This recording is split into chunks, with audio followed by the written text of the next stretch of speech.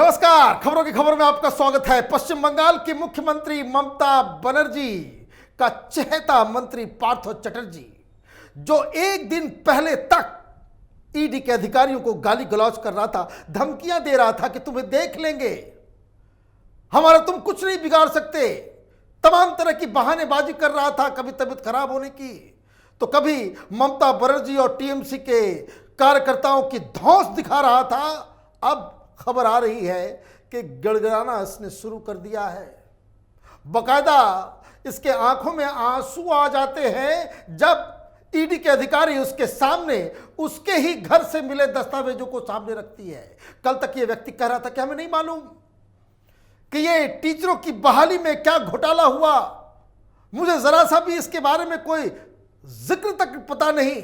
लेकिन जिस हिसाब से ईडी ने उनकी सखी अर्पिता मुखर्जी के घर छापेमारी की और जो दस्तावेज वहां से मिले, पार्थ चटर्जी के घर से जो दस्तावेज मिले, उसको अब इकट्ठा करके जो बातें सामने अब पूछी जा रही हैं पार्थ चटर्जी से, उनके होश उड़ गए हैं। दरअसल 3 डायरियां मिली हैं। ये 3 डायरियां ममता सरकार की नींव को हिलाने का ताकत रखती है। क्यों? क्योंकि एक डायरी 140 पेज है, उसमें तमाम मंत्रियों के नाम है, तमाम टीएमसी के नेताओं के नाम हैं, तमाम उन एजेंटों के नाम हैं जिनके जरिए ये पूरा घोटाला उसे अंजाम दिया गया। एक और डायरी है, डायरी में पेजेस तो 30 हैं, लेकिन उसमें लिखा हुआ सिर्फ 14 पेजेस में है, और वो जो पेजेस हैं उसमें विस्फोटक जानकारियां हैं।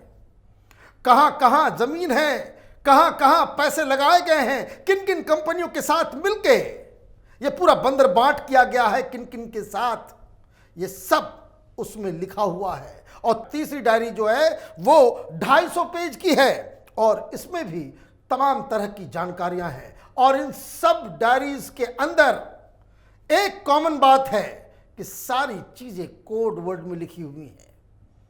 ये तमाम जानकारियां, ये तमाम डायरीज से मिली जो लोगों के नाम और मोबाइल नंबर्स जो मिल रहे हैं, ईडी उसे खंगालने में जुटी हुई है। लेकिन इतना ही दस्तावेज नहीं मिला है। पार्थ चटर्जी के घर से 37 फाइलें मिली हैं, 37, और इन फाइलों में जो कागजातों की संख्या है, जो पेजेस की संख्या है, वो 2600 है। और तो और ये सिर्फ शिक्षा डिपार्टमेंट का नहीं है, 6 अलग अलग डिपार्टमेंट्स के कागजात हैं। मतलब ईडी के हाथ सबूतों का जखीरा मिला है, और ये सबूत सिर्फ एक घोटाले की तरफ इशारा नहीं कर रहे। जिन जिन डिपार्टमेंट्स का ये इंचार्ज रहा है, उन सब में किस तरीके से घोटालाबाजी हुई है, इसकी पूरी जानकारी है। पहले आपको बताते हैं कि क्या डायरीज के अंदर है। क्या डायरीज के अंदर, ये तो वैसे पहले दिन इन्होंने कह दिया कि मुझे कुछ नहीं मालूम, क्या घोटाला हुआ मुझे नहीं मालूम, लेकिन जो दस्तावेज उनके घर से मिले उसमें साफ साफ मालूम चल रहा है कि जो पहली लिस्ट निकली थी 2012 में, उसको हटाने, नई लिस्ट बनाने और किन किन लोगों के जरिए उसे बनाना है, वो सारी जानकारी है। एक डायरी में तो यह भी है, पूरा का पूरा वो लिस्ट दिया हुआ है, किसके? फेल्ड कैंडिडेट्स के, जिससे पैसे खाकर, जिससे पैसे लेकर उन्हें नौकरी देनी है, उनके लिस्ट, उनके तमाम नाम एक लाइन से लिखा हुआ है। और यह भी लिखा हुआ है कि वो किस डिस्ट्रिक्ट का है, किसके जरिए वो आया, कितना पैसा वो दे चुका, कितना वो किस्त में देगा, किसके जरिए। मतलब टीएमसी का जो पूरा का पूरा जो पार्टी नेटवर्क है, वो इस घोटाले में शामिल था। यहां तक उसमें नोट किया हुआ है कि इसने एग्जाम दिए थे तो फेल कर गया, तो कितना नंबर आया, जो लिस्ट बनेगी उसमें कितना नंबर बढ़ाना होगा, किस पोजीशन पे उसको डालना है, ये तमाम जानकारियां। और तो और इसमें जो सबसे अहम चीज है कि हर कैंडिडेट के पीछे किसने पैरवी लगाई है उसका भी नाम है, माल उसके पास भी जा रहा है। यह अभी अभी जानकारी मिली है कि इसमें तो एक मंत्री वर्तमान में मंत्री है, उसका भी नाम उसमें है, उसने भी 5-6 कैंडिडेट्स की पैरवी की थी। मतलब पूरा हिसाब किताब जो अब तक ये लोग डिनाई कर रहे थे कि हमें कुछ मालूम नहीं, कुछ पता नहीं, पैसे भी ये रख रहे थे शिक्षा डिपार्टमेंट के इन्वॉल्व में। लिफाफे से जो मसला आगे बढ़ता चला गया है, जो डायरीज मिली है, इससे दिन के उजाले की तरह ये बात साफ हो चुका है कि ये पार्थ चटर्जी, अर्पिता मुखर्जी ये एक गैंग बनाकर अपने घर से नौकरी देने का धंधा कर रहे थे।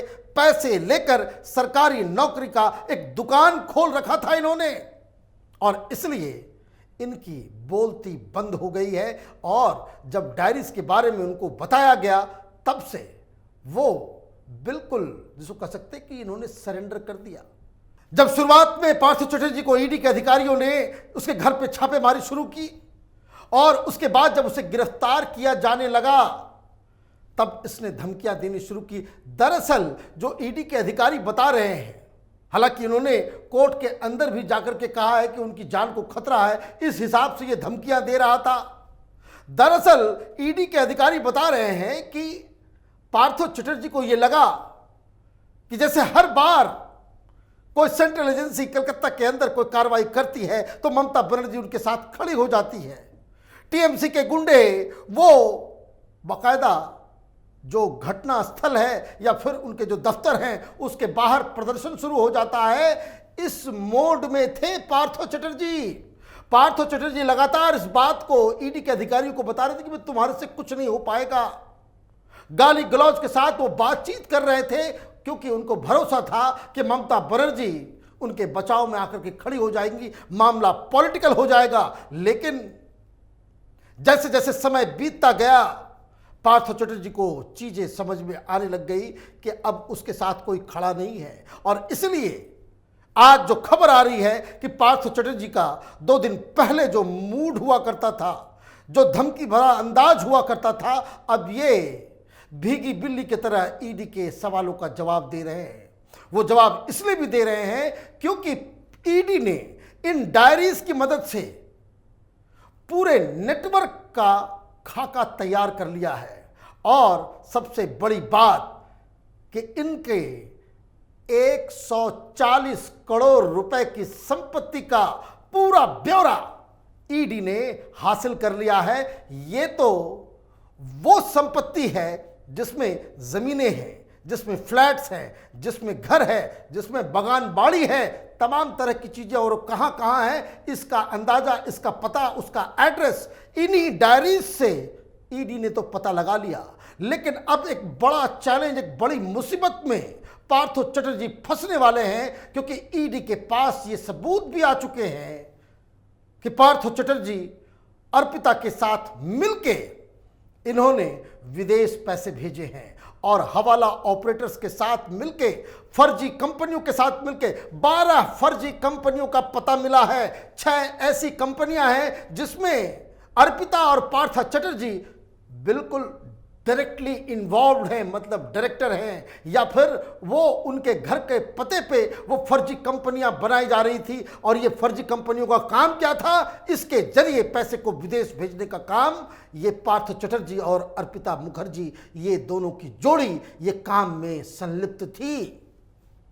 अभी तो दोनों को अलग अलग सॉल्ट लेक के जो ईडी का जो ऑफिस है वहां पूछताछ हो रही है। अब यह खबर आ रही है कि दोनों को आमने सामने बिठा करके पूछताछ की जाएगी। लंबा फंस गए ये पार्थ चटर्जी, और पार्थ चटर्जी के सामने अब बहुत कम ऑप्शंस बचे हैं। एक तो ये बोल सकते हैं कि ये हमने अकेले नहीं किया, इसमें कई सारे लोग हैं। वो कई सारे लोगों के नाम तो ऑलरेडी हैं, मंत्रियों के, नेताओं के, ये सारे नाम तो हैं। सवाल ये है कि ये जो घोटाले अलग अलग डिपार्टमेंट्स में पार्थ चटर्जी ने किए, उसका जो पैसा था उस बंदर बांट में किसके किसके पास गया, क्योंकि एक काली डायरी इस बात को भी बता रही है कि पैसा आया कहां से और पैसा गया और बंदर बांट किस तरीके से हुआ, लेकिन ये सब कोड वर्ड में लिखा हुआ है। मतलब इन्वेस्टिगेशन जैसे जैसे आगे बढ़ता चला जाएगा, ममता बनर्जी की मुसीबत और भी बढ़ती चली जाएगी। और इसलिए ममता बनर्जी ने आज केंद्र सरकार को धमकी दी है कि बंगाल की तरफ मत मुंह देखना, यहाँ मगरमच्छ रहते हैं, और अगर बंगाल की सरकार को डिस्टर्ब करने की कोशिश अगर केंद्र ने की तो इसका जवाब बहुत ही तरीके से दिया जाएगा। मतलब ममता बनर्जी भी प्रेशर के अंदर आ गई हैं कि पता नहीं ये जांच की आग उनके दामन तक न पहुंच जाए, ये सफ़ेद साड़ी उनके ऊपर छींटे न पड़ जाए, क्योंकि ये जो मसला जो सामने आया है उससे एक बात तो साफ है कि बंगाल में लूट मची हुई है। टीएमसी का जो पूरा सिंडिकेट, हर डिपार्टमेंट, हर जगह वहां लूट मचा रहा है, और इसलिए ईडी की कार्रवाई बहुत ही ज़रूरी है, न सिर्फ पार्थ चटर्जी के ऊपर और तमाम लोग जो इन डायरीज में जिनका नाम बाहर आ रहा है। हमारी नज़र इन तमाम खबरों पर बनी हुई है। आप देखते रहिए कैपिटल टीवी। हमारे वीडियोस को लाइक कीजिए, शेयर कीजिए और हमारे चैनल को सब्सक्राइब कीजिए। धन्यवाद।